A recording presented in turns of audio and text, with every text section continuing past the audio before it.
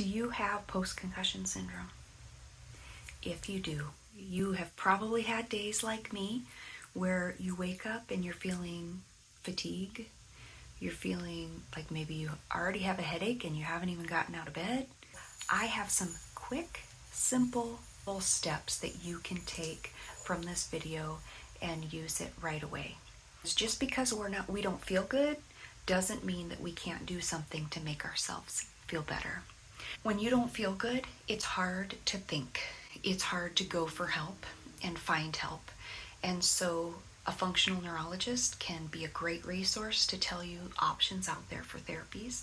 And I'm going to share that in my next video, therapies that I have tried. But the most important thing, first step that helped me in my recovery and to get me as far as I've come, is to notice triggers. So I have had over 20 symptoms. I still have 16, but they're not all at the same time. You've probably experienced that too. They come and go, and they come in clusters. Once one starts, others, follow. But I want you to think of the one that you really struggle with the most, that is most controlling in your life. Think about that. Type it down below so others don't feel alone. And then I want you to think about, okay, what are the triggers for that? A trigger for me is noise. And so when I already have the symptom, then it helps me to keep the radio off, for example. I can't multitask, like drive and talk on the phone at the same time when I'm doing that. It's not a good time for me to book an airline ticket when my brain is really sluggish and I keep forgetting what I'm doing in the middle of doing it. So work with your body and not against it. Now's a good time to delegate something like that, or to move it on your calendar. Doesn't mean that you have to just indefinitely put things off, but maybe move it on your calendar from today to tomorrow, or if there is someone in your household that can send an email or fill out a form for you that, say your child has a form that needs to be read and signed. That's something that's very hard when you're struggling with your symptoms, from understanding what it is and what you're signing and all that. Avoid the triggers when you feel more fragile. Like there are times when, I've had post-concussion syndrome for 4 years. So I've come a really long way, but there are times when I don't need my baseball cap all the time in public anymore.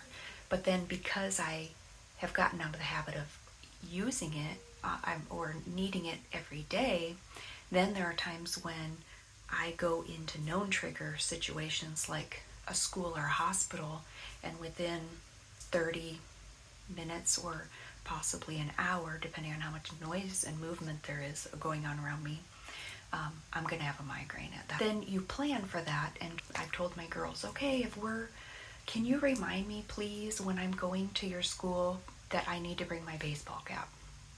Or can you remind me to leave this cap in the car so if I need it? And earplugs, I keep earplugs in the glove box too, and in my purse. So if I'm going to go to a noisy place, I have them. So you plan ahead for your triggers. You avoid them when you can, or when you're most sensitive. When you have your symptoms, then you think about what will make you feel better. Is there something that you have already discovered that works? I'm coming off of a really bad headache. So for me, I've discovered that, okay, if I have Rio Boost tea, that helps with my headache. The quickest way for me to help with my headache is to just go outside. I can just sit outside, and it's even better if I'm walking outside. That will make me feel better quicker.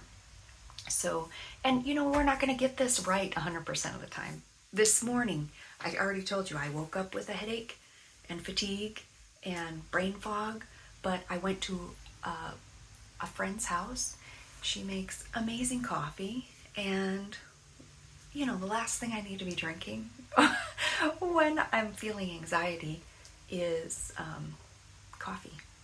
But so I had the coffee, and I drank half of the cup, and my heart was just racing, and I didn't finish it because I knew, okay, this is not good for me. I need to stop. So those triggers are good because at least then they remind us what the boundaries are. You have new boundaries now with post-concussion syndrome, and your body will tell you what those boundaries are. We just need to pay attention to them. And then it's really easy to forget. So, as you start to get better and you're, like for me, not as sensitive to light, then I forget to keep my cap around for when I need it. The exposure to that trigger causes pain and discomfort. They say pain is one of the things that motivates us to change, right? Then you remember, oh, okay, that just feels horrible. I'm going to avoid, going in those situations without a cap. Or I'm going to avoid eating gluten. After I fell, now I can't eat gluten. I can't eat very much of it. Otherwise, it just gives me horrible headaches. So, you want it.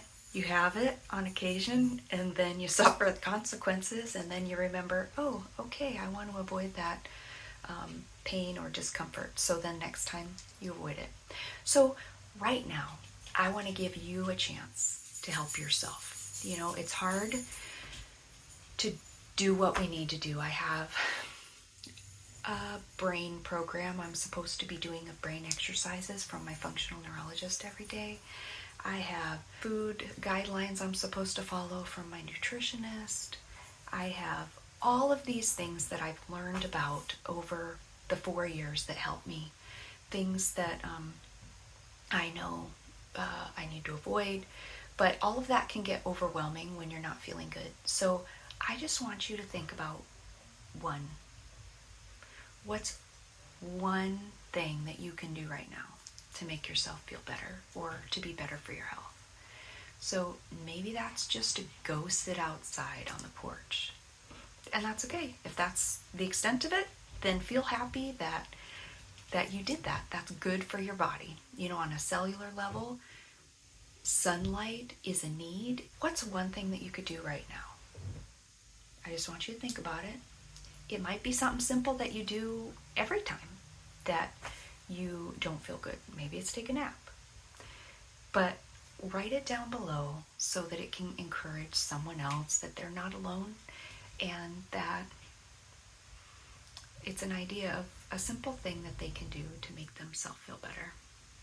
So, and if you're ready for the next step of how to look into therapies that work to increase the speed of your healing, I have tried so many things, and I can share with you my experience.